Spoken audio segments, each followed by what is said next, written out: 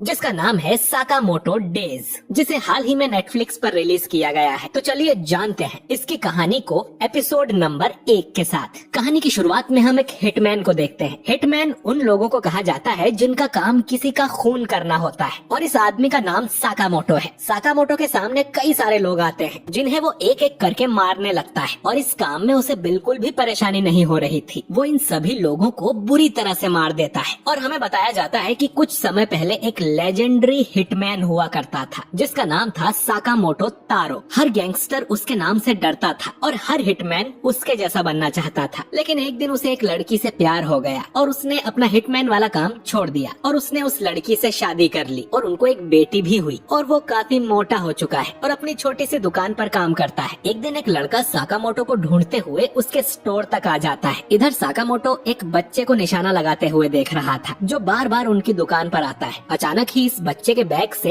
Ink की बोतल गिर जाती है, जिससे एक आदमी की सफेद पैंट गंदी हो जाती है। ये देख उस आदमी को गुस्सा आता है और वो उस बच्चे को उठा लेता है। वो उस बच्चे को मुक्का मारने वाला था, लेकिन साकामोटो उसका हाथ पकड़ लेता है और फिर अपनी पेंसिल उसकी गर्दन में घुसाकर उसे जान से मार देता है। असल में वो उसे मारता नहीं है, बस ऐसा करने का सोचता है, और वो आदमी दुकान से बाहर चला जाता है। ये सब उस लड़के ने भी देख लिया था जो साकामोटो को ढूंढते हुए यहाँ आया था। वो जानता है कि साकामोटो उस आदमी को पेंसिल से मारने की सोच रहा था। असल में ये लड़का भी एक हिटमैन है और इसका नाम शिन है। इसे साइकिक भी कहा जाता है क्योंकि ये लोगों का दिमाग पढ़ सकता है। साकामोटो अब इसे एक थप्पड़ मारने का सोचता है, जो देख शिन डर जाता है और बोलता है कि मैं शिन हूँ और मैं आपके अंडर काम किया करता था। ये दोनों अब बाहर जाकर बैठ जाते हैं और शिन कहता है कि यानी कि सच में आप एक छोटी सी दुकान पर काम करने लगे हो। शिन चाहता था कि साकामोटो अपने पुराने काम में वापस लौट जाए। साकामोटो अपने मन में कहता है कि मेरे हिटमैन वाले दिन खत्म हो गए हैं। जो सुन शिन बोलता है कि आप लेजेंडरी हिटमैन हुआ करते थे, हर गैंगस्टर आपसे डरता था, आखिर साकामोटो वो सब कैसे छोड़ सकता है। साकामोटो उसकी बात का कोई जवाब नहीं देता और अपने नूडल्स खाने लगता है। शिन कहता है कि अब वो कितना मोटा हो गया है, उसे पहचान पाना भी मुश्किल है। इतना कह के वो अपनी सिगरेट जलाने लगता है, लेकिन साकामोटो बिजली की तेजी से उसकी सिगरेट काट देता है क्योंकि यहाँ नो स्मोकिंग का बोर्ड लगा हुआ था। साकामोटो की स्पीड देख शिन समझ जाता है कि भले ही ये मोटा हो गया है लेकिन अब भी उतना ही खतरनाक है और वो चाहे तो शिन को भी मार सकता है। तभी एक डिलीवरी वाला साकामोटो का कुछ सामान लेकर आता है और उसे साकामोटो की हेल्प भी चाहिए थी। जो सुन शिन को लगता है कि शायद साकामोटो अब भी हिटमैन वाला काम करता है और एक आम आदमी होने का दिखावा करता है, लेकिन ऐसा कुछ भी नहीं था। डिलीवरी मैन को अपना पेड़ काटने में साकामोटो की हेल्प चाहिए थी। साकामोटो टाउन के लोगों की छोटे मोटे काम में मदद करता रहता था और बच्चों से लेकर बूढ़ों तक सब उसे पसंद करते थे। इतने बड़े हिटमैन को ऐसे पिद्दी काम करते देख शिन को गुस्सा आता है और कहता है कि उसकी नजर में साकामोटो की रिस्पेक्ट कम हो गई है। इसके बाद शिन अपनी कार में जाके बैठ जाता है और सोचता है कि वो पूरे 5 साल बाद साकामोटो को देख रहा है, लेकिन वो अब भी कितना कमाल का है। मोटा शरीर होने के बाद भी उसका ऑरा कम नहीं हुआ। काश वो फिर से उसके साथ काम कर पाता। तभी शिन को अपने बॉस का कॉल आता है जो पूछता है कि क्या तुमने साकामोटो को वापस काम पर आने के लिए मना लिया।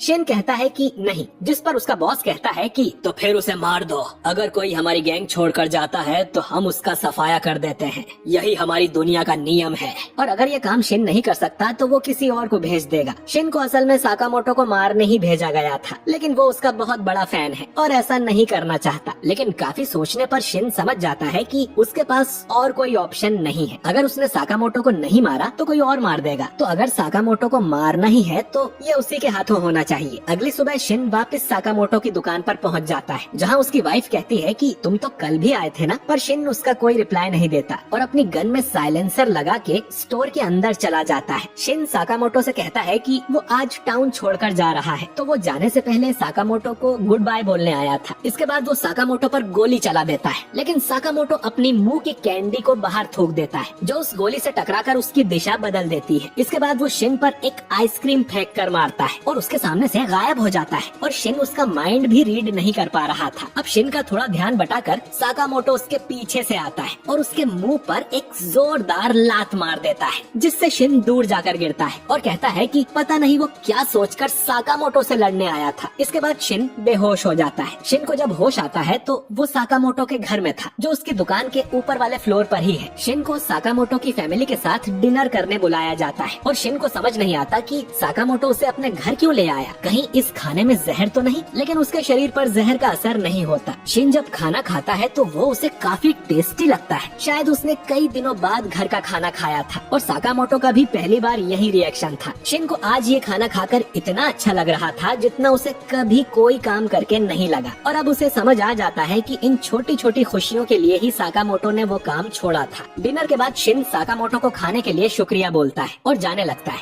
साकामोटो उसे एक बोर्ड दिखाता है जिस पर लिखा था थैंक यू, फिर जरूर आना। शिन अपनी गैंग के पास चला जाता है जहाँ उसका बॉस उसे काफी डांट लगाता है कि तुम उसे मार क्यों नहीं पाए। शिन अब अपने बॉस के सामने सिर झुकाकर कहता है कि साकामोटो को जिंदा रहने दो, वो अपने परिवार के साथ बहुत खुश है। ये सुन सभी हंसने लगते हैं। उसका बॉस कहता है कि साकामोटो ने हमारी दुनिया का नियम तोड़ा है और अपनी जिम्मेदारियों को पीठ दिखाई है, तो हमें उसे मारना ही होगा। शिन अब कहता है कि साकामोटो की जगह मैं मर जाता हूँ, लेकिन उन्हें जिंदा छोड़ दो। बॉस कहता है कि ठीक है, तुम मर गए तो हम साकामोटो को छोड़ देंगे। और फिर बॉस मन में कहता है कि कितना बुद्धू है ये, मैं इसकी बात क्यों ही मानूंगा। उसकी मन की बात शिन सुन लेता है और उल्टा उसी पर गन पॉइंट कर देता है, जिसके बाद इनमें लड़ाई हो जाती है। इधर साकामोटो अपनी दुकान में बैठे ये सब सुन रहा था। इसके बाद वो एक बटन दबाता है जिससे हम देखते हैं कि उसके दुकान में ढेर सारी गन्स छुपी हुई थी। साकामोटो इनमें से बस एक टेजर गन को उठाकर निकल पड़ता है। इधर शिन किसी तरह जिंदा बचा हुआ था क्योंकि वो अपने आसपास के लोगों का माइंड रीड कर सकता है, तो उसे छुपने में काफी आसानी हो रही थी। एक आदमी तो उस पर बजूका ही फायर कर देता है, लेकिन फिर भी शिन बच जाता है। बॉस सभी से कहता है कि उसके करीब जाओगे तो वो तुम्हारा माइंड पढ़ लेगा, तो दूर रहकर ही उसे घेर लो।